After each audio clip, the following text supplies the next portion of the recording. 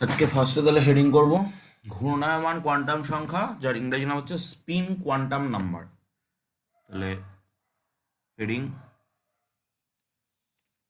Spin quantum number.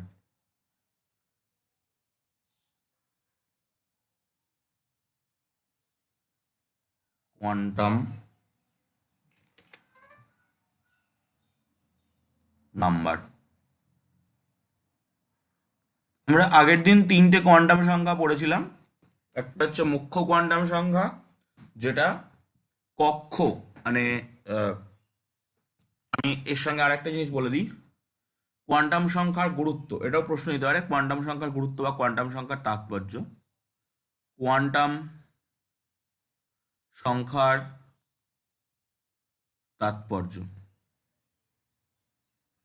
তাৎপর্য কি কি কোয়ান্টাম সংখ্যার তাৎপর্য? নাম্বার ওয়ান, আমরা চার প্রকার কোয়ান্টাম সংখ্যা পেয়েছি। এক হচ্ছে মুখ্য কোয়ান্টাম সংখ্যা। মুখ্য কোয়ান্টাম সংখ্যা থেকে কি কি জানা যায়? মুখ্য কোয়ান্টাম সংখ্যা থেকে জানা যায় পরমাণুতে কোনো একটা ইলেকট্রন সেটা কোন কক্ষপথে আছে, এবং সেই কক্ষপথের কথা যদি আমরা জানতে পারি, তাহলে সেই কক্ষপথের ব্যাসার্ধ কত, সেই কক্ষপথের শক্তি কত, সেই কক্ষপথে সেই ইলেকট্রনের বেগ কত, সেই কক্ষপথে সর্বোচ্চ কটা ইলেকট্রন থাকতে পারে, এই সমস্ত তথ্য কিন্তু আমরা সেই মুখ্য কোয়ান্টাম সংখ্যা থেকে বের করতে পারি। নাম্বার টু, আমরা পড়েছি গৌণ কোয়ান্টাম সংখ্যা। গৌণ কোয়ান্টাম সংখ্যা এল। এটা কি? একটা কক্ষপথের মধ্যে অনেকগুলো উপকক্ষ বা সাবসেল থাকে। তো সেই একটা কক্ষপথে একটা ইলেকট্রন তার কোন উপকক্ষে আছে সেটা বোঝানোর জন্য আমরা গৌণ কোয়ান্টাম সংখ্যা বা দিকদর্শী কোয়ান্টাম সংখ্যা বা সেকেন্ডারি কোয়ান্টাম নাম্বারকে ইউজ করি। আমরা জানি যে একটা কক্ষপথের মধ্যে সর্বোচ্চ চারটে উপকক্ষ থাকতে পারে, এস, পি, ডি, এফ দিয়ে তাদের নামকরণ করা হয়। তারপরে আমরা পড়েছি নাম্বার থ্রি, চুম্বকীয় কোয়ান্টাম সংখ্যা। চুম্বকীয় কোয়ান্টাম সংখ্যা থেকে জানা যায় যে ওই উপকক্ষের মধ্যে যে অরবিটাল মানে তোর কক্ষক অবস্থান করছে, সেই কক্ষকের কোথায় ইলেকট্রনটা আছে সেটা আমরা জানতে পারছি এই চুম্বকীয় কোয়ান্টাম সংখ্যা বা ম্যাগনেটিক কোয়ান্টাম নাম্বার দিয়ে। Number four, spin quantum number বা ঘূর্ণায়মান কোয়ান্টাম সংখ্যা থেকে আমরা জানতে পারবো যে কোন একটা ইলেকট্রন, যেমন পৃথিবীর দু রকমের গতি হয়, আহ্নিক গতি আর বার্ষিক গতি। আহ্নিক গতি মানে হচ্ছে পৃথিবী নিজের অক্ষের চারিদিকে ঘোরে, আর বার্ষিক গতি মানে হচ্ছে পৃথিবী সূর্যের চারিদিকে ঘোরে। তেমন ইলেকট্রনেরও কিন্তু দু রকমের গতি হয়। ইলেকট্রন নিউক্লিয়াসের চারিদিকে ঘোরে, যেটাকে আমরা পৃথিবীর বার্ষিক গতির সঙ্গে সমতুল্য বলতে পারি। আর একটা ইলেকট্রন নিজের নিজের মানে একটা অক্ষ ধরে তার চারিপাশে ঘুরতে থাকে, এটাকে বলা হয় স্পিন। তো এই নিজের অক্ষের চারিপাশে ঘোরা, এই বিষয়টা দু রকমের হতে পারে। ইলেকট্রন নিজের অক্ষের চারিপাশে ঘড়ির কাঁটার বিপরীত দিকে ঘুরতে পারে, আবার ঘড়ির কাঁটার দিকেও ঘুরতে পারে। তো এই ঘড়ির কাঁটার বিপরীত দিকে ঘোরা না ঘড়ির কাঁটার দিকে ঘোরা, সেটা আহ, সেটা উম, জন্যে দুটো কোয়ান্টাম সংখ্যাকে দেয়া হয়। তো আমরা এর আগের দিন ম্যাগনেটিক কোয়ান্টাম নাম্বারকে এম দিয়ে প্রকাশ করেছি। তো নিয়ম হচ্ছে, এম এর প্রতিটি মানের জন্য, এম এর প্রতিটি মানের জন্য এস এর দুটি মান পাওয়া যায়, প্লাস আপ এবং মাইনাস আপ। এস এর দুটো মান পাওয়া যায়, একটা প্লাস আপ, এটা মাইনাস আপ। এই প্লাস এবং মাইনাস দিয়ে বোঝানো হয় যে একটা ঘড়ির কাঁটার দিকে ঘুরছে আর একটা ঘড়ির কাঁটার বিপরীত দিকে ঘুরছে। যেমন আমরা আগের দিন এন ইকাল টু মানে capital N, that is an equal two ফোরে দেখেছিলাম যে এল এর মান এসেছিল চারটে। এল এন ইকাল টু ফোরের জন্য এল এর মান চারটে হয়। L equal to zero, l equal to one, l equal to two, l equal to three. এবং সেখান থেকে আমরা এম এর মান ভাগ টাক করে মোট কতগুলো মান পেয়েছিলাম? আগের দিন এল এর মানের জন্য এম এর ম্যাগনেটিক কোয়ান্টাম নাম্বার মোট কটা পেয়েছিলাম? কিরে, শোনা যাচ্ছে তো?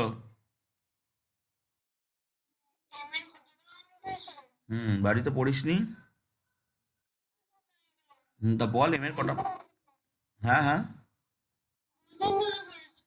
হ্যাঁ তা বল এম এর কটা মান পেয়েছিলাম, বল পড়েছিস তো।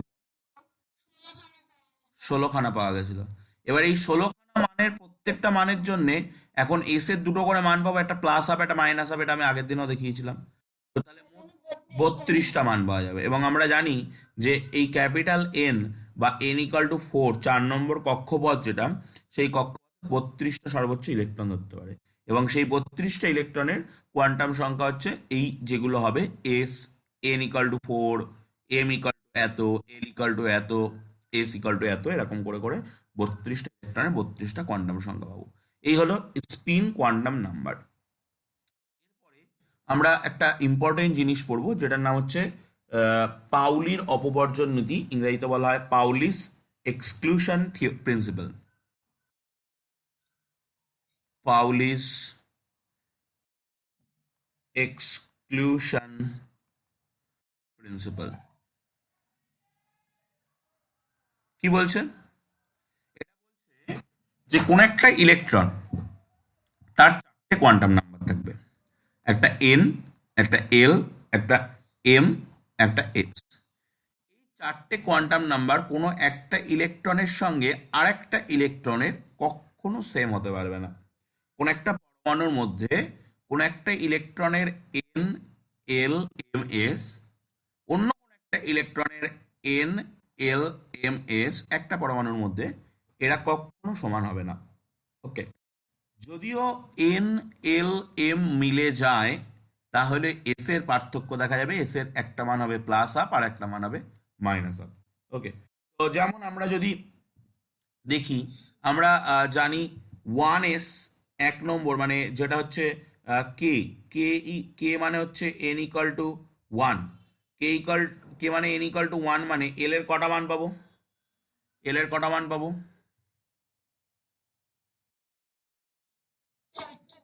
এল এর 4টে মান পাওয়া যাবে কে ইকাল টু ইকাল টু 1 এর জন্য।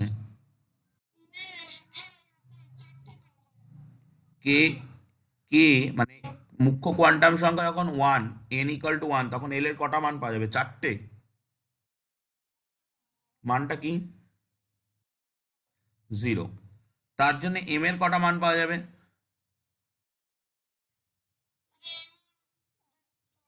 কি কি? তুই তুই সূত্র মুখস্থ করিসনি, বাড়িতে কিচ্ছু পড়িসনি, তুই বোঝাই যাচ্ছে। এই যে আমি আগের দিন বলেছিলাম পড়া ধরবো, পড়া ধরছি, তুই কিছুই বুঝতে পারছিস না। এল এর প্রতিটা মানের জন্যে, এল এর মান যদি 0 হয়, তাহলে এম এর মানের রেঞ্জ হয় -0 থেকে +0। -0 +0 বলে তো কিছু হয় না। তো দ্যাট ইজ একটাই মান পাওয়া যাবে 0। আর আজকে কি শিখলাম? এম এর প্রতিটা মানের জন্যে এস এর দুটো মান পাওয়া যাবে, একটা প্লাস হাফ, একটা মাইনাস হাফ। তাহলে আমরা কি জানি, কে কক্ষে দুটো ইলেকট্রন থাকে। তো দুটো ইলেকট্রনের মুখ্য কোয়ান্টাম কোয়ান্টাম সংখ্যাগুলো কি কি হচ্ছে? একটা হয়ে যাচ্ছে এইটা,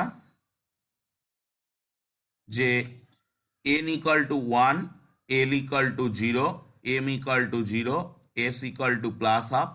প্লাস হাফে প্লাস দিতে হবে, মানে প্লাস বলে দিইনি মাইনাস বলে দিয়েছি এরকম কিছু বললে কিন্তু পরীক্ষার সময় কেটে দেবে।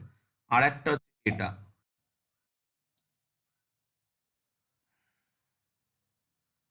এটা তার মানে n equal to 1, l equal to 0, m equal to 0, s equal to minus half.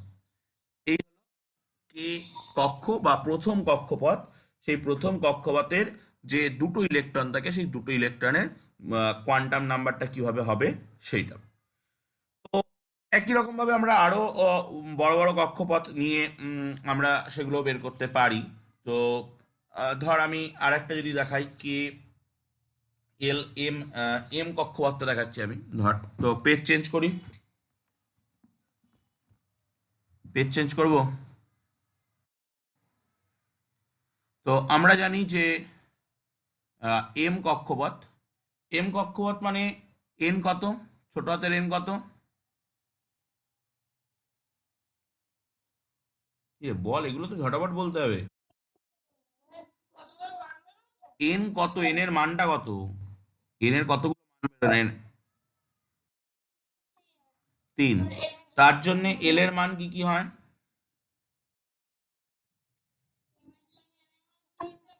কি কি বেরোবে?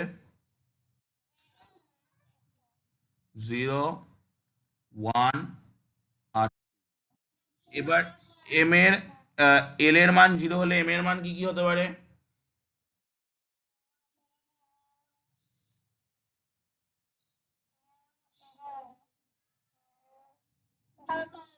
কি কি? এল এর মান জিরো হলে এম এর দুটো মান হবে, জিরো আর ওয়ান। সুন্দর। এর মান জিরো হলে এম এর মান মাইনাস জিরো থেকে জিরোর মধ্যে থাকবে, দ্যাট ইজ একটাই মান হবে, সেটা হলো জিরো। এম এর মান জিরো হলে এস এর মান কি কি হতে পারে? এস এর মান একটা হতে পারে প্লাস হাফ, আর একটা হতে পারে মাইনাস হাফ। তাহলে এই হয়ে গেল একটা। এবার আমরা এস এল ইকাল টু ওয়ানের জন্য করব। তো l equal to one, l equal to one হলে এম এর মান কি কি হতে পারে?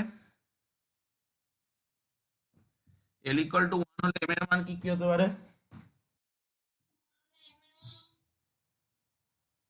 বাড়িতে একটা সূত্র মুখস্থ করিসনি। মাইনাস ওয়ান থেকে জিরো হয়ে ওয়ান পর্যন্ত যাবে। তুই বাড়িতে কিচ্ছু মুখস্থ করিসনি, পুরো পরিষ্কার বোঝা যাচ্ছে। আমি আগের দিন বারবার বলেছিলাম যে পড়াগুলো কিন্তু মুখস্থ করিস। এস এর মান মাইনাস হাফ প্লাস হাফ দুটো করে হবে প্রত্যেকটার জন্য। S equal to plus half, S equal to minus half. বাড়িতে পড়া মুখস্থ কর, দিয়া বাড়িতে কিন্তু কিচ্ছু পড়া মুখস্থ হচ্ছে না। S equal to minus half, S equal to plus half. Chemistry কিন্তু অতি সহজ নয়, কেমিস্ট্রি কিন্তু খুবই কঠিন। ঠিক আছে? তো যদি এবার তার মধ্যে না পড়িস, তাহলে কিন্তু আর কিচ্ছু করার থাকবে না, বছরের শেষে কিন্তু কিচ্ছু বুঝতে পারবি না। L equal to two, l equal to two এর জন্যে এম এর মান কি হয়? Minus two, minus one, zero, one, two. এবং এই এম এর প্রত্যেকটা মানের জন্য এন এস এর দুটো করে মান থাকে, একটা মাইনাস হাফ, একটা প্লাস হাফ, একটা মাইনাস হাফ, একটা প্লাস হাফ, একটা মাইনাস হাফ, একটা প্লাস হাফ। এরকম করে প্রত্যেকটা মানের জন্য দুটো করে মান পাবো। তাহলে দেখ, এখানে কিন্তু আমরা যে কোনো একটা ইলেকট্রনের যদি কোয়ান্টাম নাম্বার ধরি, তার সঙ্গে অন্য ইলেকট্রনের কোয়ান্টাম নাম্বার কিন্তু ম্যাচ করবে না, কোনোভাবেই ম্যাচ করবে না। এবং আমরা জানতাম যে এই এন কক্ষপথে মোট সর্বোচ্চ কটা ইলেকট্রন থাকতে পারতো? আট। আমাদের কটা ইলেকট্রন থাকার কথা ছিল? টু ইন্টু থ্রি স্কোয়ার, মানে 18টা। দেখ কটা ইলেকট্রন এসছে এখানে। আহ, এক, দুই, তিন, চার, পাঁচ, ছয়, সাত, আট, নয়, দশ, এগারো, বারো, তেরো, চোদ্দো, পনেরো, ষোলো, সতেরো, আঠেরো। 18টা ইলেকট্রন এসছে, মোট 18 ইলেকট্রন ধরে। এবং সেই 18টা ইলেকট্রনের কি কি কোয়ান্টাম নাম্বার হবে সেগুলোও কিন্তু আমরা দেখতে পাচ্ছি। যেমন প্রথমটার হবে জিরো, থ্রি, না, প্রথমটার হবে three, zero, zero, plus half, three, zero, zero, minus half, three, one, minus one, plus half, three, one, minus one, minus half, three, one, three, one, তারপরে zero, three, one, zero, plus half, তারপরে three, one. এই প্রত্যেকটা পর পর পর পর আমরা লিখছি।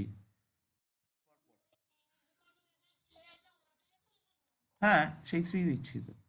Three, one, zero, minus half, three, one, one, plus half, three, one, one, minus half.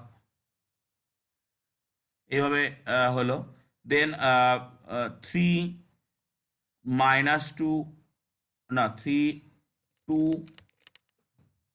Two, minus two, minus half, three, two, minus two, plus half, তারপরে three, two, minus one, minus half, three, two, minus one, plus half, three, two, minus one তো হয়ে গেল, এবার zero, zero, plus half. তারপরে ধর আমি এখানে লিখছি three, two, zero, minus half, তারপরে 3 2 1 plus half, 3 2 1 minus half, 3 2 2 minus half, 3 2 2 plus half. তাহলে দেখ এই হলো 18খানা ইলেকট্রনের কোয়ান্টাম সংখ্যা, যে 18খানা ইলেকট্রন এম কক্ষপথে আসতো। বাট যেটা আমরা দেখতে পাচ্ছি, পাউলির অপবর্জন নীতি আমাদেরকে কি বলেছে? পাউলির অপবর্জন নীতি বলেছে কোনো একটা পরমাণুর ভিতরে কোনো দুটো ইলেকট্রন, তাদের দুটো ইলেকট্রনের যে কোয়ান্টাম নাম্বার, সেই কোয়ান্টাম নাম্বার কখনো ম্যাচ করবে না। এবং আমরা দেখতে পাচ্ছি সত্যিই কিন্তু তাই। একটা একটা একটা পরমাণু যার এম কক্ষপথটাকে আমরা কনসিডার করেছি, সেই কক্ষপথের ভিতরে যে 18খানা ইলেকট্রন থাকতে পারে, সেই 18খানা ইলেকট্রনের কোনো কোয়ান্টাম নাম্বারের সঙ্গে কোনো কোয়ান্টাম নাম্বার কিন্তু ম্যাচ করছে না। ওকে, তো নেক্সট আমরা এগোবো এবার। তো পেজ চেঞ্জ করি। লিখে নে, লিখে নে, লিখে নে, আস্তে আস্তে লেখ না, কোনো তাড়াহুড়ো নেই।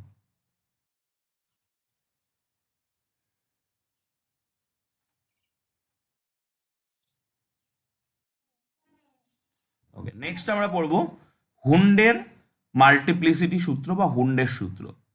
তো হেডিং করছি হুন্ডস মাল্টিপ্লিসিটি ল।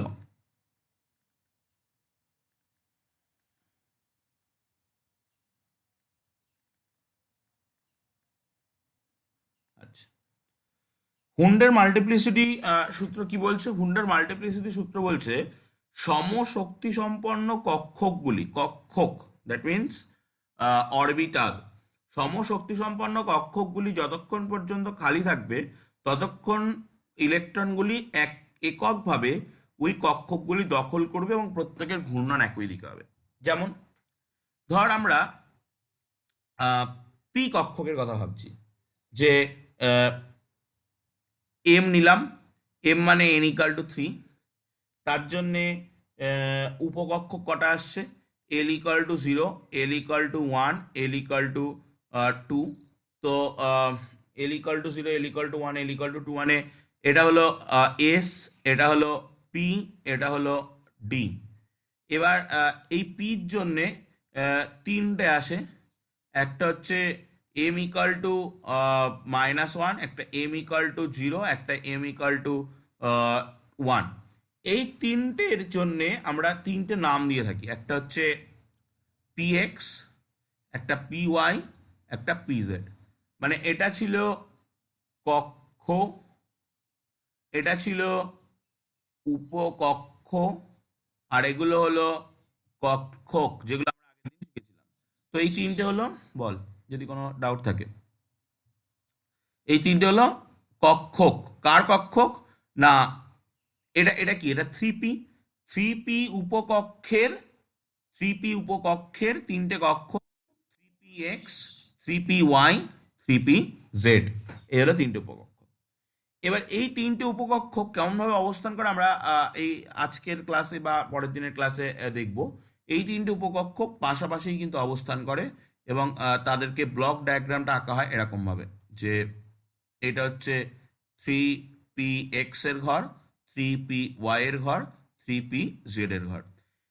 হুন্ডের মাল্টিপ্লিসিটি সূত্র বলছে যখন কোনো ইলেকট্রন এখানে ঢোকা শুরু করবে, পরপর ইলেকট্রন বিন্যাস হচ্ছে, ইলেকট্রন এখানে ঢুকতে শুরু করেছে, প্রথম ইলেকট্রনটা ঢুকবে 3px এ, 3px এ, এবং এই উপরের দিকে অ্যারো মারা মানে তার ধর ঘড়ির কাঁটার দিকে ঘূর্ণন হচ্ছে। পরের ইলেকট্রনটা কিন্তু এই জায়গায় ঢুকবে, 3py এ ঢুকবে। তারপর ইলেকট্রনটা 3pz এ ঢুকবে। আমরা জানি 3p ঘরে মোট কটা ইলেকট্রন থাকতে পারে? 8টি ইলেকট্রন থাকতে পারে। আমরা জানি 3p ঘরে মোট 8টি সরি 8টি নয়, 6টি ইলেকট্রন থাকতে পারে। কারণ 6টি ইলেকট্রন থাকতে পারে, কারণ এর প্রত্যেকটার জন্য একটা করে প্লাস আপ আর একটা করে মাইনাস আপ আসবে। এর প্রত্যেকটার জন্য একটা করে প্লাস আপ, একটা করে মাইনাস আপ, এর একটা প্লাস আপ, একটা মাইনাস আপ। তাহলে দেখ মোট 6টা ইলেকট্রন থাকতে পারে। তো তিনটে ঢুকে গেল, নেক্সট তিনটে ইলেকট্রন কিন্তু এখান থেকে ঢুকবে। এটা এটা যদি ক্লকওয়াইজ হয়, এটা অ্যান্টি ক্লকওয়াইজ ঘূর্ণন হবে। ওকে, বাট বাট কখনোই ইলেকট্রন বিন্যাসটা এই রকম ভাবে হবে না কিন্তু, যে প্রথমেই ইলেকট্রন এখানে একটা ক্লকওয়াইজ একটা অ্যান্টি ক্লকওয়াইজ ঢুকে গেল, তারপরে একটা ক্লকওয়াইজ ঢুকলো, এটা কিন্তু কখনোই হবে না। যখন ইলেকট্রন ঢুকবে, যখন ইলেকট্রন ঢুকবে তখন প্রথমে আগে এগুলো যেহেতু সমশক্তি সম্পন্ন কক্ষক, তাই এর আগে সবগুলো একই রকম দিকে ঢুকে নেবে, দেন সবগুলো উল্টো রকম ভাবে ঢুকবে। দেখ পুরোটা বোঝা কম গেল কিনা বল, যদি কোনো জায়গায় কোনো রকম ডাউট থাকে বল, কোন জায়গায় কোনো রকম ডাউট আছে?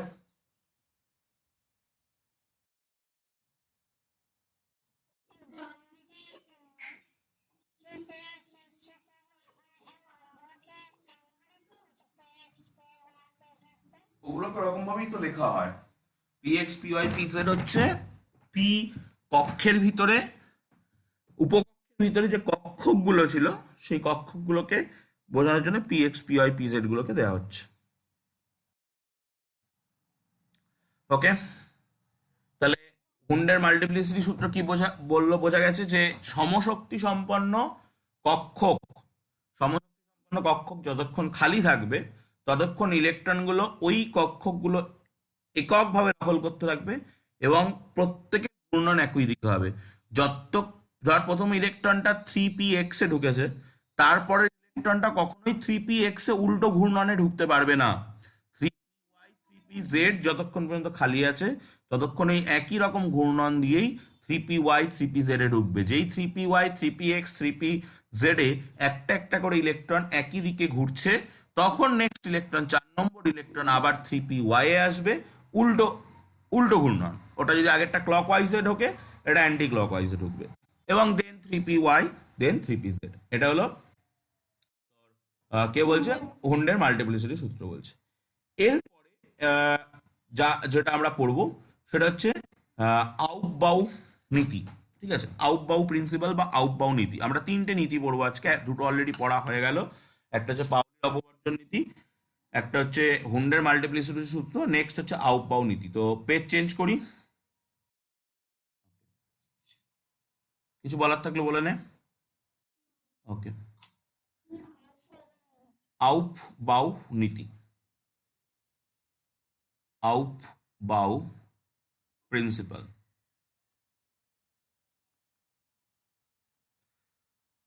আচ্ছা, এটা কি বলছে, এটা দিয়ে আমরা মেনলি এবার আমরা আস্তে আস্তে যে ইলেকট্রন সজ্জা, পরমাণুর ভিতরে ইলেকট্রন বিন্যাস আমরা কি করে করব সেটা আমরা আস্তে আস্তে পাবো। তো এটা বলছে 1 নম্বর আউটবাউন্ড নীতি কি বলছে, যে ইলেকট্রনগুলি প্রথমে সর্বনিম্ন কক্ষস্তরে, সর্বনিম্ন উপকক্ষে প্রবেশ করে, সর্বনিম্ন শক্তি সম্পন্ন উপকক্ষে প্রবেশ করে, দেন তারপরে ক্রমান্বয়ে উচ্চ শক্তি সম্পন্ন উপকক্ষে প্রবেশ করে। তো তার মানে ইলেকট্রনগুলো আগে লোয়ার এনার্জি যে উপকক্ষকগুলোর আছে, সাবসেলগুলোর আছে, সেই সেলগুলো আগে দখল করবে, তারপরে হায়ার এনার্জির যে সাবসেলগুলো আছে সেই হায়ার এনার্জির সাবসেলগুলো দখল করবে। এবং এনার্জির যে ক্রমটা হয় সেটা হচ্ছে এরকম, যে ধর আমি এখানে 1s 1s 2s 3s 4s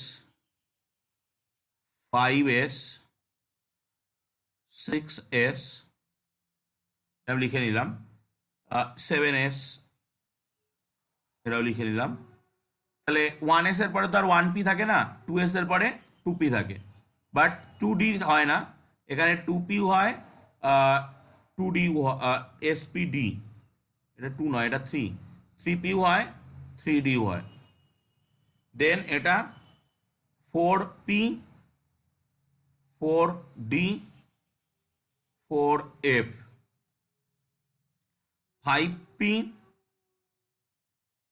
5d 5f 6p, আমি আর নিচ্ছি না বেশি, 6p 6d 6f ও নেওয়া যায়, 7p 7d 7f। এই এবার দেখ, যখন একটা ইলেকট্রন ঢুকবে তখন কিভাবে ঢুকবে, প্রথম ইলেকট্রনটা ঢুকবে কিন্তু 1s, 1s এর শক্তি হচ্ছে সর্বনিম্ন। ওকে, প্রথম ইলেকট্রনটা ঢুকবে 1s, দেন ইলেকট্রন ঢুকবে 2s এ, দেন ইলেকট্রন ঢুকবে 2s, কারণ 1s এর পরে 2s, তাহলে 1s থেকে ইলেকট্রন যাবে 2s, দেন ইলেকট্রন ঢুকবে 2p তে, দেন ইলেকট্রন 3s এ ঢুকবে। ওকে, তো তাহলে না পরপর ভাবে যাবে না, একটু পরেই দেখবি পরপর ভাবে আর যাচ্ছে না।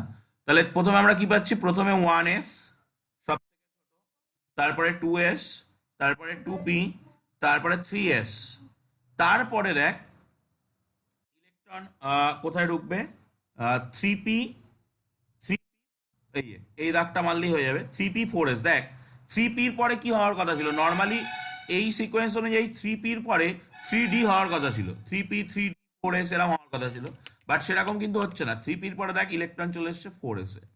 তাহলে এই যে যেটা বলছিলি পর পর যাবে, পর পর কিন্তু দেখ এখান থেকে যাচ্ছে না আর। এইটাই হচ্ছে হুন্ডের নিয়ম, এই হুন্ডের নিয়ম বলছে, আউপাউ প্রিন্সিপাল, আউপাউ প্রিন্সিপাল এটাই বলছে যে এরকম ভাবে পরপর ঢুকবে, দেন দেন ইলেকট্রন ঢুকবে এই এই, তো এই মানে একদম, তো 4s এর পরে 3d, 3dর পরে 4p, 4pর পরে 5s, দেন এখান থেকে নেব আমরা 5s, দেন 4p, 5p 6s, 5p 6s, এই তো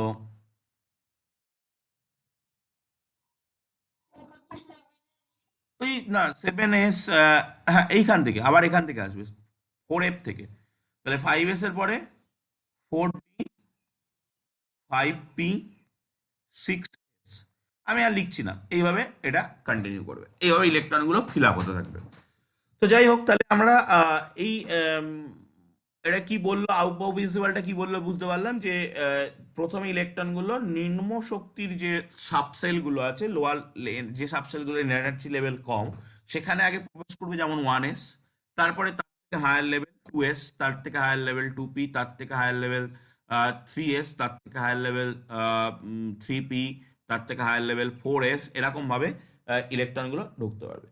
নেক্সট আমরা দেখবো যে এটা তো আউটবাউ প্রিন্সিপাল, তাহলে আমরা তিনটে জিনিস পড়ে ফেললাম, এক আউটবাউ প্রিন্সিপাল পড়ে ফেললাম, দুই আমরা পড়লাম একটু আগেই আমরা পড়লাম পাউলিস এক্সক্লুসিভ প্রিন্সিপাল,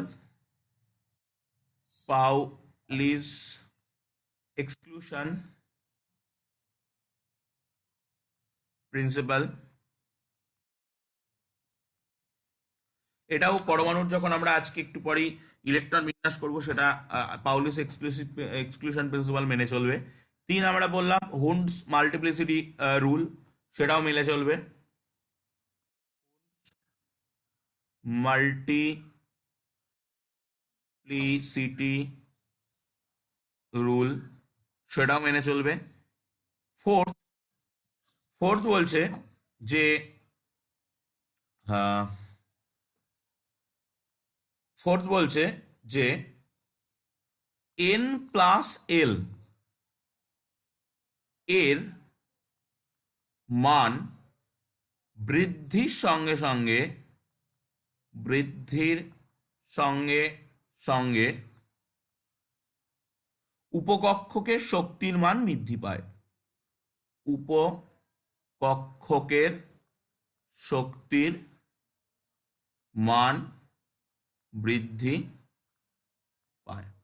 আমরা যে ডায়াগ্রামটা এখানে দেখলাম, সেই ডায়াগ্রামটা অনুযায়ী মানে তোর মনে হচ্ছিল যে প্রথমে দেখ 1s, 1s মানে n এর মান 1 আর s এর মান কত 1, তো তাহলে কত 1s হচ্ছে n+s, l হচ্ছে 2, তারপরে আসছে 2s, 2s মানে 2+1, দ্যাট ইজ 3, তারপরে আসছে 2p, 2p মানে হচ্ছে 2+p মানে কত, p মানে হচ্ছে তোর না s মানে তো 0, তাহলে 1+0 দ্যাট ইজ 1, s মানে 0, 2+0 দ্যাট ইজ 2, 2p মানে হচ্ছে 2+p কত, p হচ্ছে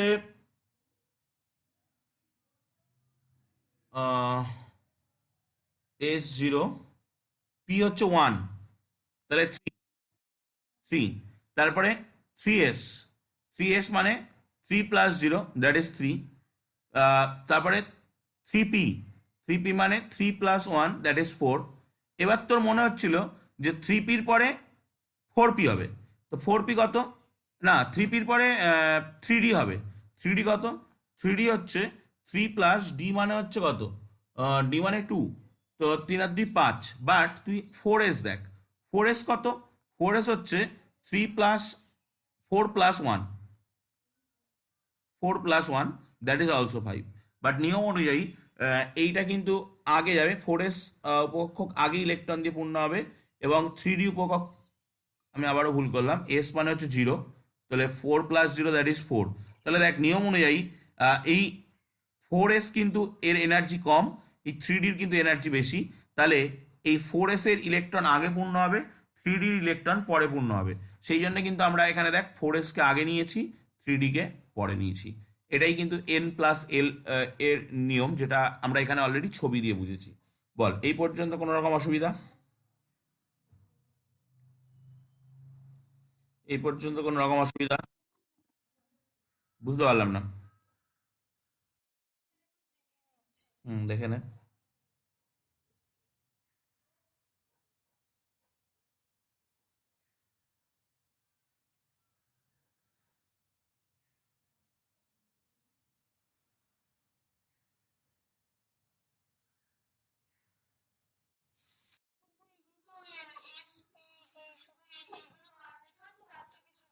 না, নেক্সট। বল বল বল, বল বল। পেজ চেঞ্জ করবো তাহলে? আচ্ছা, 4 নম্বর বললাম, 5 নম্বর। 5 নম্বর হচ্ছে, যদি দুটি উপকক্ষের ক্ষেত্রে, উপকক্ষের ক্ষেত্রে n+l এর মান সমান হয়, n+l এর মান সমান হয়, তবে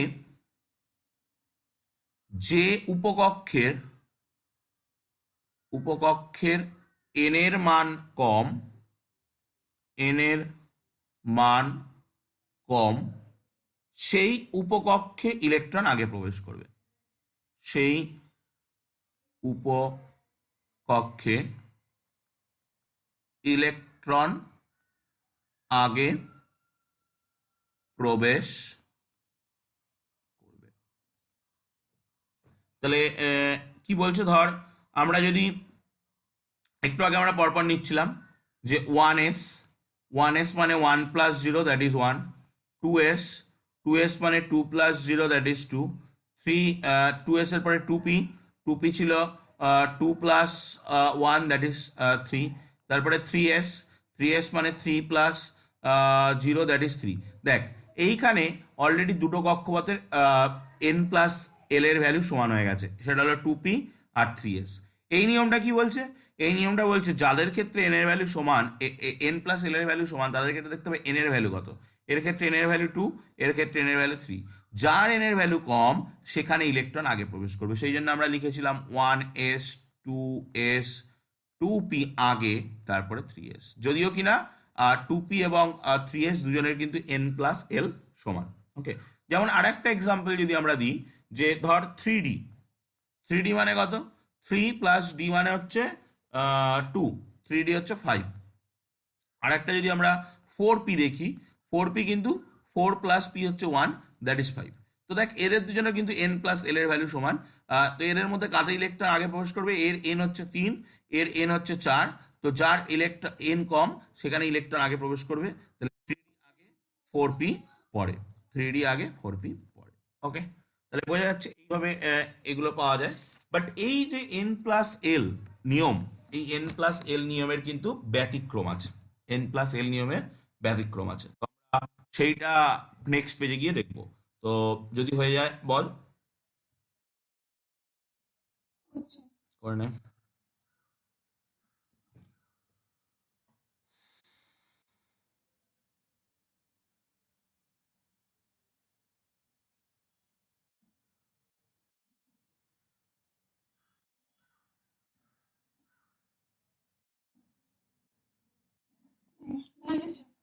next page. N plus L নিয়মের ব্যতিক্রম।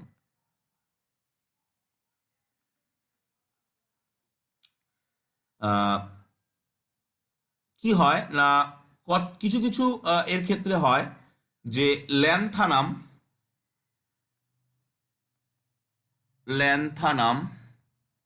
যার সংকেত হচ্ছে এল এ এবং অ্যাক্টিনিয়াম অ্যাক্টিনিয়াম যার সংকেত হচ্ছে এসি, এর ক্ষেত্রে এই ব্যতিক্রমটা দেখা যায়। তো আমরা ল্যান্থানাম অ্যাক্টিনিয়াম পর্যন্ত গেলে সেক্ষেত্রে আমরা এই ব্যতিক্রম পদ্ধতি দেখবো, বাট আমাদের ল্যান্থানাম অ্যাক্টিনিয়াম পর্যন্ত আমাদের ইলেকট্রন বিন্যাস লাগবে না। তো জাস্ট এন প্লাস এল রুলের ব্যতিক্রম আমি একটা বলে দিলাম। এবার আমরা যেটা পড়বো সেটা হচ্ছে পরমাণুর ইলেকট্রন বিন্যাস পদ্ধতি বা পরমাণুর ইলেকট্রন বিন্যাস। পরমাণুর ইলেকট্রন বিন্যাস। আচ্ছা, প্রথম আমরা পড়বো হাইড্রোজেন। হাইড্রোজেনের ভিতরে কটা ইলেকট্রন আছে? হাইড্রোজেনের ভিতরে কটা ইলেকট্রন আছে? কি বল, এত দেরি করলে কি করে হবে? একটা ইলেকট্রন থাকবে, এর পরমাণু ক্রমাঙ্ক 1। ইলেকট্রনটাকে কিভাবে লেখা হয়? ইলেকট্রন বিন্যাস হচ্ছে 1s। এই ইলেকট্রনটা কোন কক্ষে থাকবে? 1 নম্বর কক্ষে থাকবে, তার প্রথম উপকক্ষে থাকবে এবং একটা ইলেকট্রন থাকবে, তাই লেখা হয় 1s1। আরেকটুখানি গেলে বুঝতে পারবি যে 1s1 কেন লিখলাম। তো দেন হিলিয়াম। হিলিয়ামের মধ্যে কটা ইলেকট্রন আছে? হিলিয়ামের মধ্যে কটা ইলেকট্রন আছে? দুটো। এটা কিভাবে থাকবে? এই 1s এই আগের বার কি হয়েছিল, এটা হলো 1s, সেখানে একটা ইলেকট্রন ঢুকেছিল। এবার এই 1s আর একটা ইলেকট্রন ঢুকবে, তো তারা কিভাবে অবস্থান করবে? এটা হলো 1s, একটা এদিকে একটা এদিকে। দেন লিথিয়াম। লিথিয়ামে কটা ইলেকট্রন? 3টে। তাহলে 1s এ ঢোকে দুটো, 1s এ তো আর 3 যাবে না। দেন পরের ইলেকট্রনটা কোন ঘরে যাবে? আউটবাউট প্রিন্সিপাল অনুযায়ী 1s 2s, 2s এ যাবে একটা। তাহলে দেখতে কেমন হবে? এটা হলো 1s, সেখানে একটা এদিকে একটা এদিকে। এটা হলো 2s, সেখানে একটা এদিকে। কোনো অসুবিধা? কোন জায়গাটা? লিথিয়ামে 3টে ইলেকট্রন, 1s এ দুটো, আর একটা ইলেকট্রন পড়ে থাকলে সেটা কোথায় যাবে? আউটবাউন্ড নীতি অনুযায়ী 1s এর পরে ইলেকট্রন যায় 2s এ, 2s এ একটা ইলেকট্রন। এবার 2s এর ইলেকট্রনটা যে কোনো একদিকে ঘুরবে। দেন আমরা যদি লিথিয়ামের পরে বেরিলিয়ামকে নিই, বেরিলিয়ামে কটা ইলেকট্রন? 4টে। তাহলে 1s এ দুটো, 2s এ একটা, দুটো। তো একটা 1s এর ইলেকট্রন দুটো, একটা এদিকে একটা এদিকে, আর 2s এর ইলেকট্রন দুটো, একটা এদিকে একটা এদিকে। দেখ, কোনো জায়গায় অসুবিধা? দেন আমরা পাবো বোরন। বোরনে কটা? 5টা। 1s এ দুটো, 1s2 2s2 2p1, 2p1, 5টা হয়ে গেল। তাহলে এই হলো 1s, দুটো ইলেকট্রন। এই হলো 2s, এর দুটো ইলেকট্রন। এই হলো 2p। টুপির কটা ভাগ আছে? টুপির কিন্তু 3টে ভাগ আছে, 2px 2py 2pz। 2px 2py 2pz। তাহলে একটা, একটা মাত্র ইলেকট্রন এসছে, জাস্ট একটা। এরপরে ইলেকট্রন আসলে কোথায় যাবে? তোর হুন্ডের মাল্টিপ্লিসিটি সূত্র অনুযায়ী 2py এ, হ্যাঁ 2py এ একই দিকে ঘুরবে। আচ্ছা, এবার তুই পুরোটা করে নে, বুঝে নে, দেন আমি বোরন পর্যন্ত হলো, কার্বন থেকে পরের পেজে গিয়ে দেখাবো।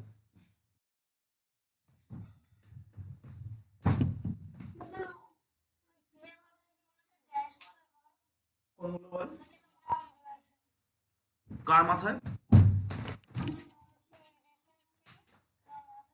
না, ওটাকে পড়বো যখন লাস্টেরটা বোরন পড়ছি, 1p2 1s2 2s2 2p1,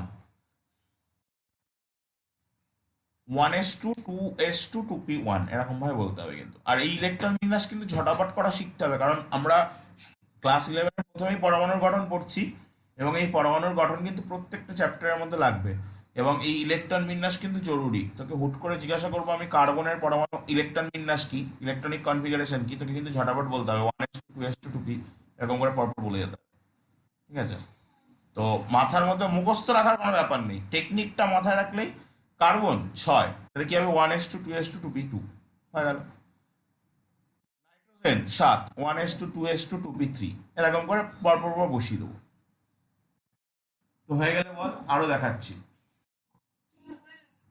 next আমরা যাব কার্বন। কার্বন হচ্ছে 6, আর এই এর রোল নাম্বারগুলো তো মনে আছে, সব ক্লাস 10-এ বলে দিয়েছিলাম।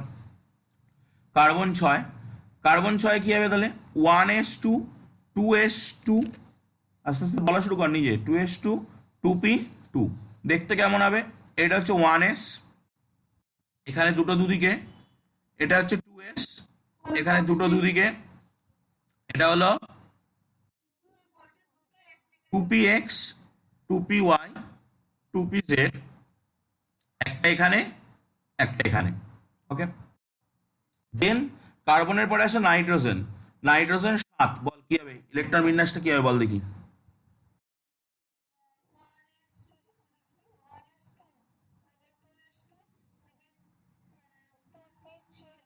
2p3, তাহলে এটা যদি করি 1s, একটা এদিকে একটা এদিকে, এটা যদি করি 2s, একটা এদিকে একটা এদিকে, এটা যদি করি, ইলেকট্রনটা কোথায় যাবে বলতো?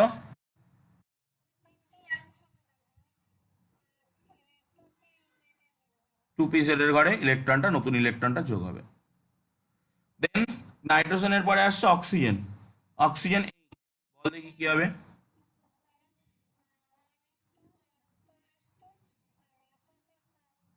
2p4, তাহলে এখানে ঢুকবে একটা 1s, দেন 2s, এবার নতুন ইলেকট্রনটা কোথায় আসবে বলতো? উল্টো দিক করে থাকবে।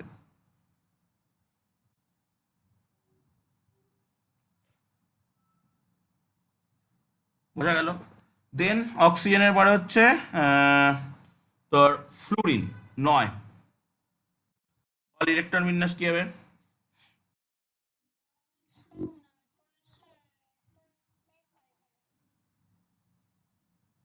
2p5, তো 1s 2s 2p তে কি হবে? 2p y এর ঘরে উল্টো করে ঢুকবে।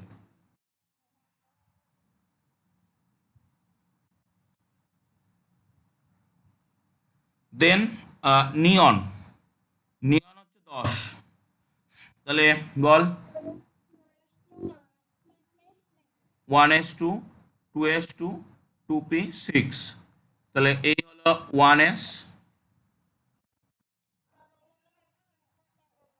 একদম, তুই লিখে নিচ্ছিস তো? একদম সোজা জিনিস, ভালো করে বুঝে নে, বাড়িতে এগুলো প্র্যাকটিস করবি, এগুলো কিন্তু সারা ক্লাস 11 জুড়ে কিন্তু লাগবে। হয়ে গেলে বল, নেক্সট 11 থেকে দেখাবো। ওকে, নেক্সট 11, 11 হচ্ছে সোডিয়াম, Na 11, তাহলে বল ইলেকট্রন বিন্যাস কি হবে?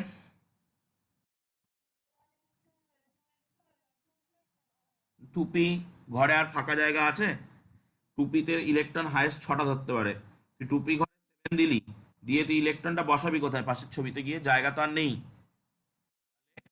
2p6, তারপরের কক্ষপথ চলে আসবে আউপবাউ প্রিন্সিপাল অনুযায়ী, 2pর পরে কে?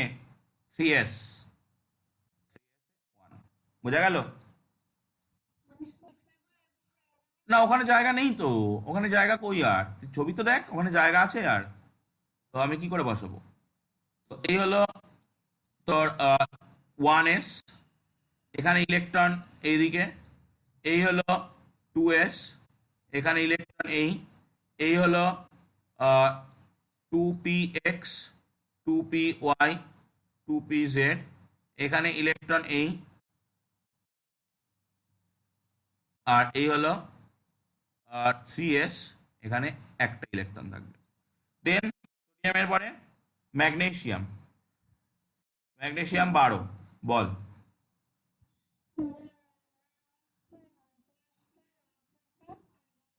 টুপি কি? টুপি আর বললে হবে না, টুপি।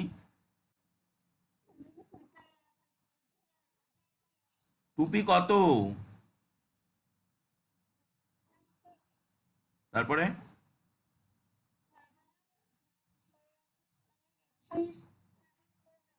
3s2। তাহলে ছবিটা হবে 1s, 2s,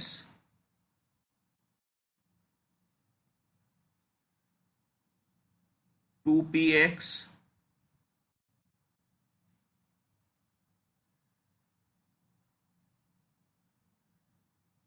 2py, 2pz, 3s। দেন ম্যাগনেসিয়ামের পরে অ্যালুমিনিয়াম। বল কি হবে?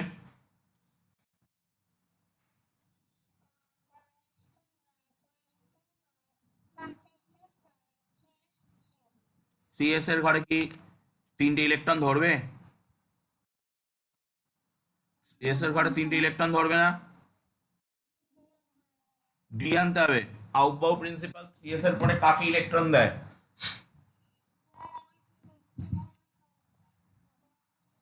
সিএস এর পরে আউটবাউ প্রিন্সিপাল কাকে ইলেকট্রন দেয়?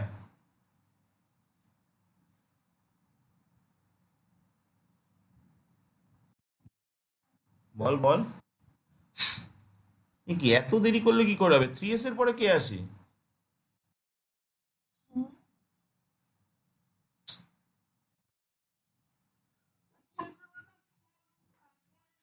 থ্রি এস এর পরে ফোর এস আসে। Three P. তাহলে 3p1। তুই এইগুলো করে ফেলতে পারবি, এই ডায়াগ্রাম গুলো এবার। এই ডায়াগ্রাম গুলো করে ফেলতে পারবি, আমি আর করে দিচ্ছি না ডায়াগ্রাম। পারবি তো?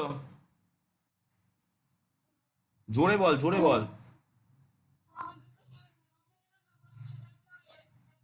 হ্যাঁ, পি যেরকম করা হয়, 3p x, 3py, 3pz, একটা ইলেকট্রন 3px এ থাকবে, একদিকে ঘুরবে।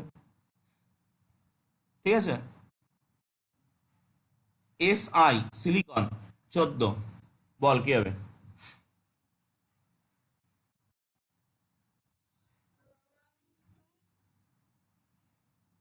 তাড়াতাড়ি তাড়াতাড়ি।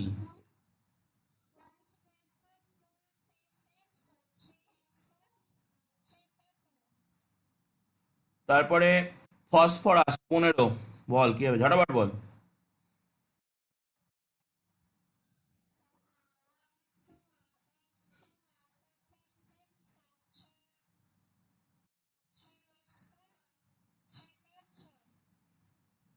তারপরে সালফার 16।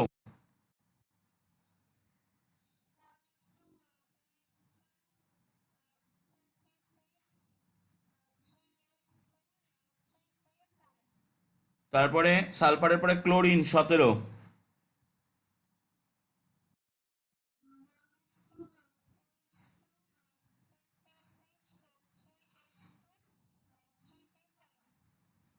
তারপরে ক্লোরিনের পরে আর্গন 18।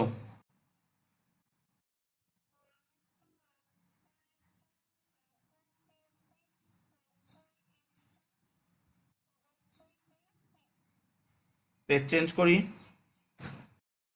হ্যাঁ। দেন পটাশিয়াম 19। বল। 1s2, 2s2, 2p6, 3s2।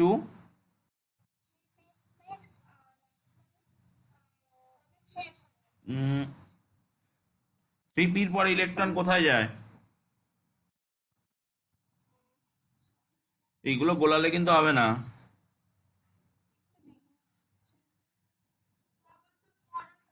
তাহলে 4s1। তারপরে কে এর পরে ক্যালসিয়াম, পটাশিয়ামের পরে ক্যালসিয়াম 20। বল কি হবে? হুম হুম।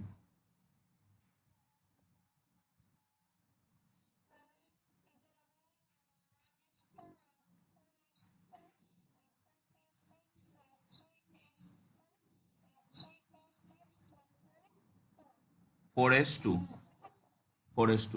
স্ক্যান্ডিয়াম SC 21 বল।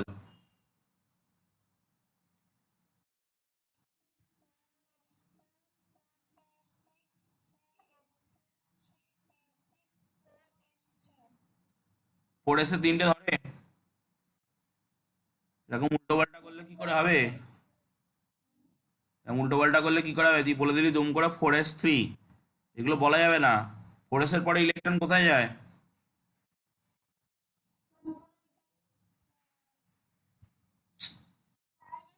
4s এর পরে 5s এ যায়, 3d হবে। তাহলে পরের ইলেকট্রন আসবে 3d তে, 3d1 4s2। বোঝা গেল? তা 3d কোথায় বসবে? 3d তো 4s এর নিয়ম অনুযায়ী দেখতে সুন্দর লাগলে এরকম করে বসাতে হবে, ঠিক আছে? pi 22, 1s2 2s2 2p6 3s2 3p6, electron ভরবে 3d তে, 3d তে 3d2 4s2। তারপরে vanadium V23, 1s2 2s2 2p6 3s2 3p6 3d3 3d3 4s। Chromium 24, বল কি হবে?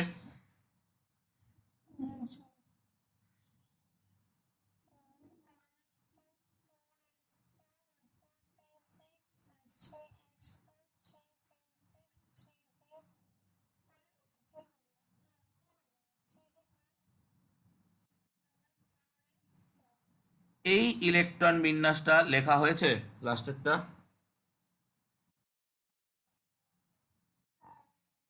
এই লাস্টেরটা ক্রোমিয়ামটা লেখা হয়ে গেছে তো?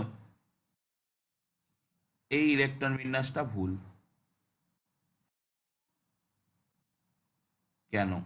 তুই যেন আবার কাটিস না। কেন ভুল? যে মানে একদম পুরো একদম পুরো একদম এমন ভাবে কাটিস না যাতে পরে আর দেখা যায় না, মানে কাটিস সেরকম করে কেটে দিস। কেন ভুল? কারণ এটা এটা এটা কেন ভুল সেটা বোঝার জন্য কিন্তু এটা লিখতে হবে, ঠিক আছে? আর ঠিকটা কি সেটা আগে বুঝবে। এবার দেখ, আহ, একই উপকক্ষের একই উপকক্ষের নিয়ম, অরবিটাল গুলি অরবিটাল গুলি অর্ধপূর্ণ বা সম্পূর্ণভাবে অর্ধপূর্ণ বা সম্পূর্ণভাবে ইলেকট্রন দ্বারা ভর্তি হতে ইলেকট্রন দ্বারা ভর্তি হতে কম শক্তির প্রয়োজন হয়, কম শক্তির প্রয়োজন হয়, এবং ইলেকট্রন বিন্যাসটি ও সুস্থিত হয়, এবং ইলেকট্রন বিন্যাসটিও সুস্থিত হয়, সুস্থিত হয়। তো তাহলে দেখ, এখানে একটা ডি কক্ষক রয়েছে, 3d। এই 3d-তে হাইয়েস্ট কটা ইলেকট্রন ধরে? 10টা ইলেকট্রন ধরে। নিয়ম বলছে যে এই অরবিটাল অর্ধপূর্ণ, তাহলে 10-এর অর্ধেক কত? 5, বা সম্পূর্ণ বা 10। মানে 3d-তে যখন 5 বা 10টা ইলেকট্রন থাকবে তখন ওই ইলেকট্রন বিন্যাসটা সুস্থিত হবে, এবং ওই ইলেকট্রন বিন্যাসটা তৈরি করতে সবচেয়ে কম পরিমাণ এনার্জি খরচ হবে। তাই যখন 3d-তে 5টা ইলেকট্রনের একটা কম, মানে 4টে, এখানে দেখ 3d-তে 4টে ইলেকট্রন আছে, বা 10টা ইলেকট্রনের একটা কম, 9টা, একটু পরে আমরা 3d-তে 9টা ইলেকট্রন পাবো, থাকবে, তখন 3d কি করবে? এই যে 4s আছে, এই 4s এর থেকে একটা ইলেকট্রন টেনে এখানে নিয়ে নেবে, 3D তে নিয়ে নেবে। নিয়ে ইলেকট্রন বিন্যাসটা কেমন হবে? 1s2, 2s2, 2p6, 3s2, 3p6, 3d5, 4s1। এই হবে ক্রোমিয়াম 24 এর ইলেকট্রন বিন্যাস। ক্রোমিয়াম 24 ক্রোমিয়ামের আগেরটা হতে গেলে কি করতে হবে? ক্রোমিয়ামের আগেরটায় যদি এইখানটা 5 আনতে হয়, তাহলে এখান থেকে দুটো ইলেকট্রনই চলে আসতে হবে। সেটা কি করে সম্ভব? সেটা মানে তো দেখাবে 3pর পরে 3D তে টোটাল ইলেকট্রন ঢুকছে। 3pর পরে তো আউটবাউ প্রিন্সিপাল অনুযায়ী 3D তে ইলেকট্রন ঢুকতে পারে না। 3pর পরে ইলেকট্রন ঢোকে 4s-এ, দেন ইলেকট্রন ঢোকে 3D-তে। এবার এখানে একটা ইলেকট্রন যদি চেঞ্জ হয়ে যায়, তাহলে 4sও থাকছে, 3Dও থাকছে, দ্যাট ইজ ভ্যালিড। ইলেকট্রন কিন্তু প্রথমে 4sেই ঢুকবে, তারপরে এই 3D-তে ঢুকবে। বাট এখানে যেহেতু 3D প্রায় অর্ধপূর্ণ হয়ে এসছে, আর একটা ইলেকট্রন দিলে 3D অর্ধপূর্ণ হয়ে যাবে, তাই 4s থেকে একটা ইলেকট্রন ট্রান্সফার হয়ে 3D-তে চলে যাবে, গিয়ে 3D-টাকে অর্ধপূর্ণ করে দেবে এবং ক্রোমিয়ামটা সুস্থিত হবে। এটাই কিন্তু পরীক্ষায় বেশিবার দেয়। এটা পরীক্ষায় দিলে কি করবে? সব একদম ঘুমের ঘরে এইটা লিখে দেবে, আর এইটা লিখে দিলেই কাটা। লিখতে হবে এইটা। ক্লিয়ার? নিয়মটা কি তাহলে বোঝা গেল? কোনো অসুবিধা? পুরোটা দেখে নে, তারপরে আমরা 24 পর্যন্ত এলাম। 25 মুখস্থ মানে, এগুলো মুখস্থ নয়, এগুলো টেকনিকটা মনে রাখতে হবে। পরীক্ষা, হ্যাঁ পরীক্ষায় তো দেবে, এরকম তো দেবে, এবং এর থেকে বড় বড় দেবে। ঠিক আছে, পরীক্ষায় তো দেবে, এর থেকে বড় বড় দেবে।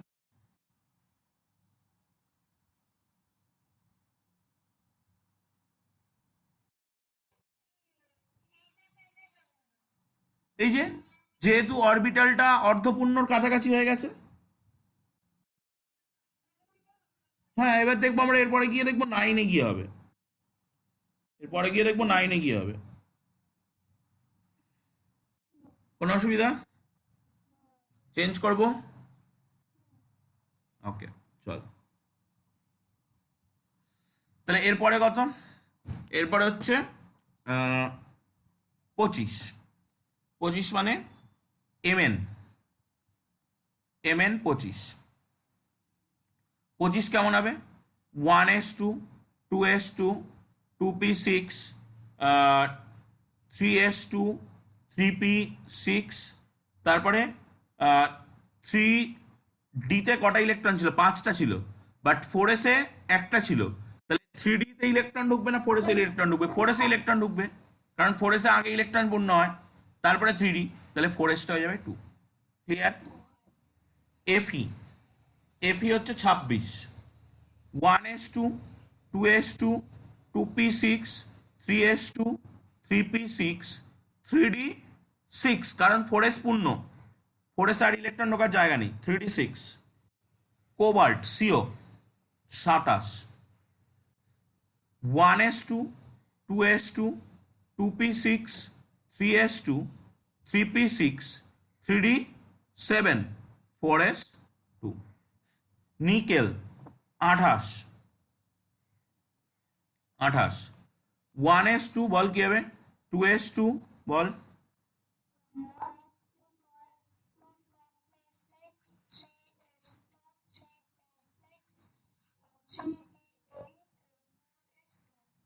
Four s two. Then CU copper 29, বল কি হবে?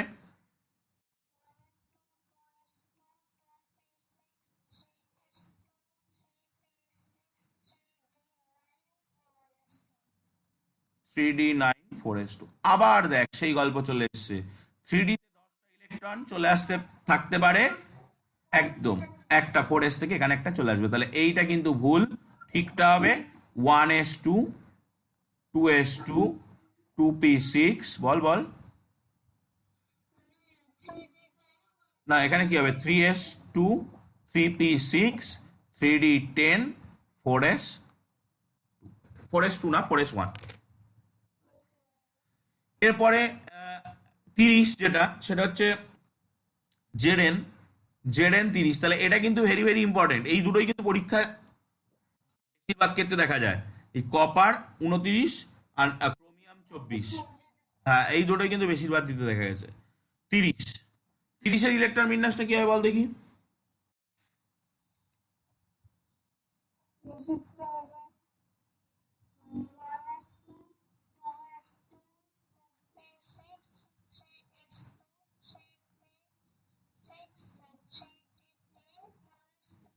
একদম 3s2 3p6 3d10 4s2। এইভাবে তুই নেক্সট দিন, আমি কত পর্যন্ত করে দিলাম, 30 পর্যন্ত করে দিলাম, তুই নেক্সট দিন এই একই রকম ভাবে আর বাকি ছটা 36 পর্যন্ত, ছটা না তুই 40 পর্যন্ত করে রাখবি। ঠিক আছে, 40 পর্যন্ত করে রাখবি। এই বইয়ের ভিতরে দেখবি পর্যায় সারণী আছে, একটু খুঁজবি। পর্যায় সারণী থেকে তুই এই পরমাণু ক্রমাঙ্কগুলো পেয়ে যাবি। তো দরকার এই পরমাণু ক্রমাঙ্কগুলো, কটা করে ইলেকট্রন আছে আর এই নামগুলো। তুই পর্যায় সারণী ক্লাস 10-এর বইয়ে পর্যায় সারণী পাবি। পর্যায় সারণী থেকে এই নাম আর পরমাণু ক্রমাঙ্কগুলোকে নিয়ে তুই 31 থেকে 40 পর্যন্ত পরমাণুর গঠন, মানে এই এই স্ট্রাকচার করে রাখবি, এবং সাথে এই ব্লকগুলো আঁকবি, যে ব্লকগুলো আমি একে একে দেখাচ্ছিলাম। আমি এখানেও কিন্তু অনেকগুলো ব্লক আঁকিনি। একদম এক থেকে 40 পর্যন্ত করে রাখবি, এবং ওই 40-এর পরে কিন্তু পেজ ফাঁকা রাখবি, ঠিক আছে। 40-এর পরে অন্তত মানে 110-15 পর্যন্ত করা যাবে এরকম পেজ ফাঁকা রাখবি, ঠিক আছে। বোঝা গেল? মানে পরের দিন 40 পর্যন্ত, আবার পাকামো করে যেন 41 থেকে 50 পর্যন্ত করতে যাস না, ঠিক আছে। যেটুকুনি দিয়েছি সেটুকুনি কর, একদম। কারণ ওদিকে আবার পার্থক্য আছে, সেই জন্য আমি করতে বারণ করলাম। এই পর্যন্ত কোনো অসুবিধা নেই, চেঞ্জ করি। হ্যাঁ, আচ্ছা এবার বল বল। সব আছে, পিছনের দিকে আরো পাবি, আরো। ঠিক আছে, তুই আরো পাবি, পরে দেখা যাবে সেগুলো। আচ্ছা এবার বল। তোকে কিন্তু আমি পরপর করালাম বলে জিনিসটা অনেকটা সোজা লাগলো, কিন্তু এগুলো কিন্তু পরপর হবে না, এগুলো কিন্তু আগে পরে হবে, ঠিক আছে। তো যেমন ধর তোকে দুম করে F9-এর ইলেকট্রন বিন্যাস করতে দিল, আগের পেজ উল্টাবি না কিন্তু, আগের পেজ না উল্টে বল ঝটাপট। প্রথমে কি হবে? আমি মনে মনে মাথা গুনতে গুনতে যাবো, 1s2 2s2 চারটে বসানো হয়ে গেল, বাকি থাকলো কটা? পাঁচটা। এই পাঁচটা গিয়ে বসবে কোথায়? 2p5। 2p3 কেন, 2p5। এর ছবি কেমন? এর ছবি এই, এটা 1s, এটা 2py 2pz। এক, এক, এক, দুই, দুই, এই। এবার আমরা যদি, এটা হলো ফ্লুরিন, আমরা যদি ফ্লুরিন আয়নের ইলেকট্রন বিন্যাসটা দেখি, মানে F-, F- মানে কি, তার মধ্যে আরো একটা ইলেকট্রন দেয়া হলো, তাহলে এর মধ্যে আরেকটা ইলেকট্রন দিলে সেই ইলেকট্রনটা কোথায় যাবে? 2ps 1s2 2s2 2p6, এই হয়ে যাবে, পরের লাস্টের ঘরে যাবে। তাহলে এটা হলো 1s, এটা হলো 2s, এটা হলো 2px 2py 2pz। হ্যাঁ, ইলেকট্রন আয়ন, যেগুলো আয়ন, আয়ন। বোঝা গেল? কোনো অসুবিধা? এবার তুই আমাকে O2- করে দেখাতো। O2-, প্রথমে O2টা করে নে। O2 কত ছিল, মানে অক্সিজেন কত ছিল, অক্সিজেনের 8, করে নে ওটা।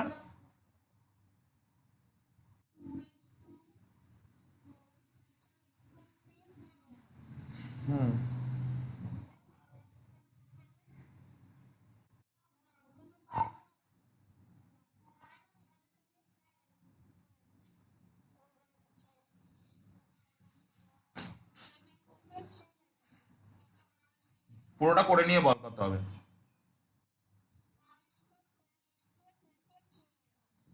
P3 এত কম?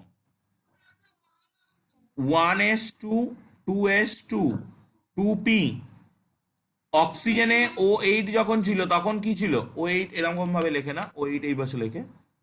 O8 যখন ছিল তখন কি ছিল সেটা বল।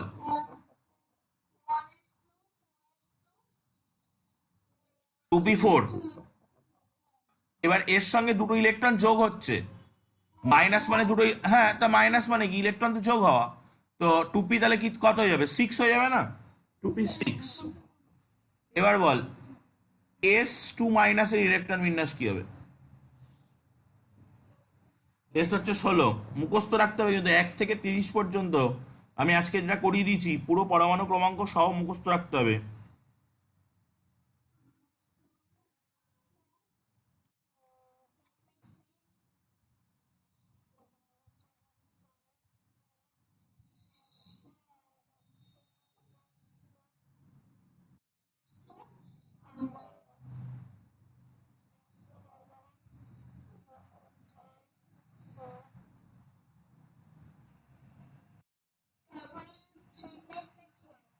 তাহলে কি লিখবো বল? 1s2।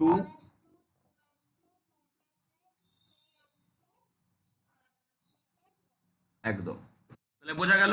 তাহলে এগুলোর উপরে লিখে রাখ অ্যানায়নের ইলেকট্রন বিন্যাস। এগুলো তো অ্যানায়ন, কারণ মাইনাস আছে। এরপরে আমরা দেখবো ক্যাটায়নের ইলেকট্রন বিন্যাস, যেগুলো প্লাস থাকবে সেখানে ইলেকট্রন কমবে। পেজ চেঞ্জ করি। এবার হেডিং কর ক্যাটায়নের ইলেকট্রন বিন্যাস। ধর তোকে এনএ প্লাস করতে দিয়েছে, তুই তাহলে আগে এনএ করে নে, নিয়ে একটা ইলেকট্রন ওর ভিতরে ওর থেকে কমিয়ে দিবি, দিয়ে বলবি কি হবে, করে নে।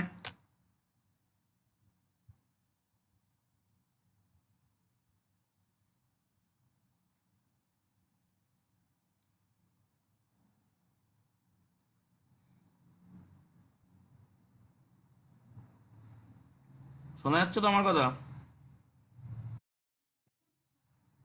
করে নে।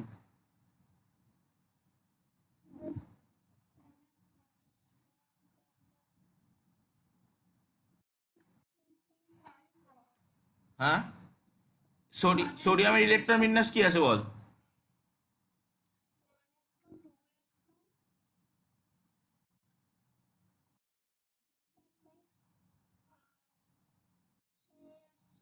হ্যাঁ, তাহলে এবার এর থেকে একটা ইলেকট্রন কমিয়ে দিলে কি হবে? লাস্টের সিএসটা চলে যাবে। সিএসটা চলে গেলে কি হবে? 1s2 2s2 2p6। বোঝা গেল? দেন তুই বের করবি mn2 plus. mn2 plus. mn কত ছিল? দুটো plus, plus plus plus plus. হুম।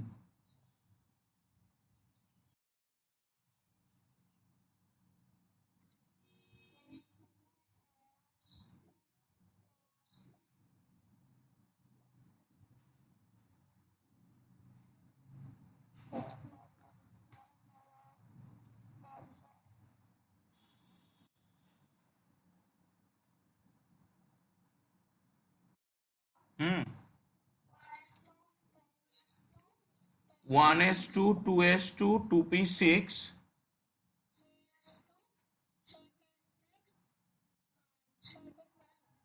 3d5। তাহলে বোঝা যাচ্ছে যাই হোক লাস্টের থেকে ইলেকট্রনটা কিন্তু অলওয়েজ বাদ যাবে, মাঝখান থেকে কিন্তু বাদ যাওয়ার কোনো গল্প হবে না। এরপরে তুই বল fe2 প্লাস। fe2 plus.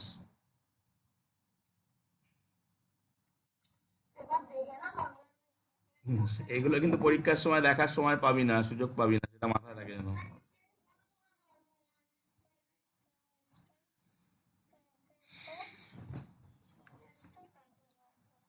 দেখে নে দেখে নে, ঝটাপট কর।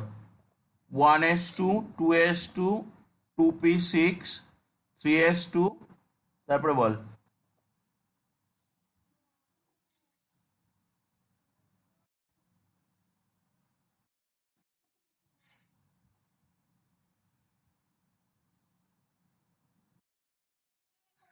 এফি কত? এফি 26, মুখস্থ করে ফেলিস 1 থেকে 30, বারবার বলছি কিন্তু।3p6 3d6।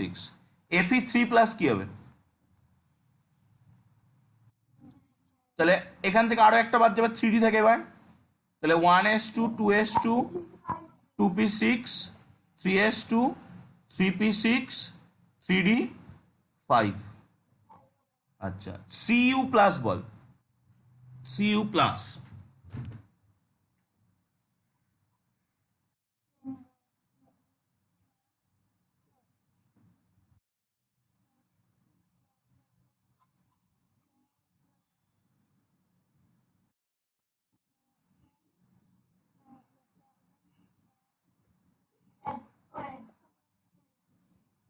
বল বল বল বল।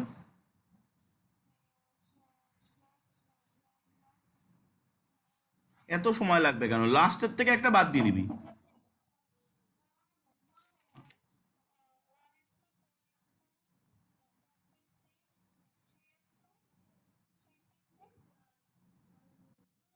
3p6 3d10, 4s থেকে ইলেকট্রনটা বাদ যাবে।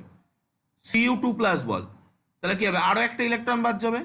তো 1s2 2s2 2p6 3s2 3p6 3d9, আরেকটা ইলেকট্রন বাদ যাবে।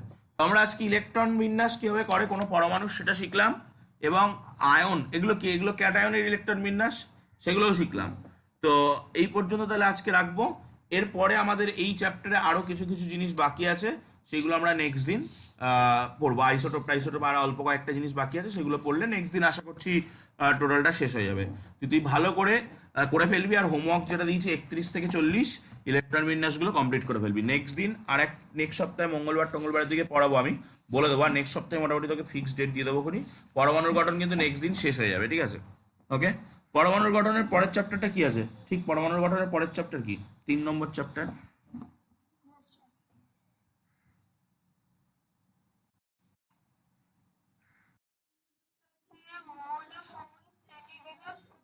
মানে পর্যায় সারণী, পর্যায় সারণী, ঠিক আছে। তাহলে আমরা এটা শেষ করে পরে দেখবো কোন কোন চ্যাপ্টার ধরা যায়।